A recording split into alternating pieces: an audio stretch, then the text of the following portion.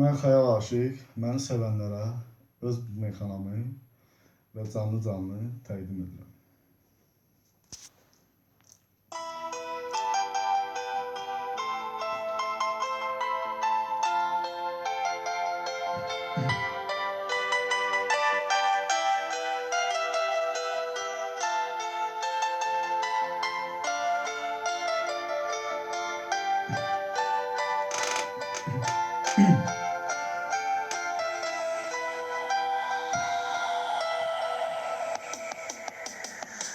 İstəyirdin öləm sənsiz, yaşaya bilməm bir anda sənsiz.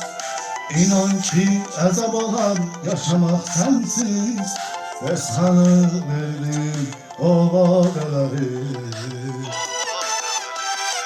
Bu günə qədər bəsdir gözlədim səni, sənsə vəfasız çıxır unutdun məni.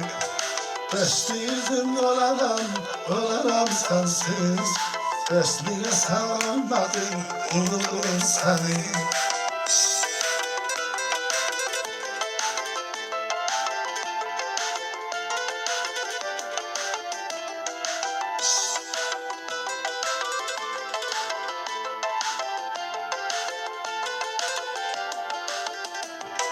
Daha üzmək istəmirəm sevən qəlbimi, puç etdin həyatda ümidlərimi.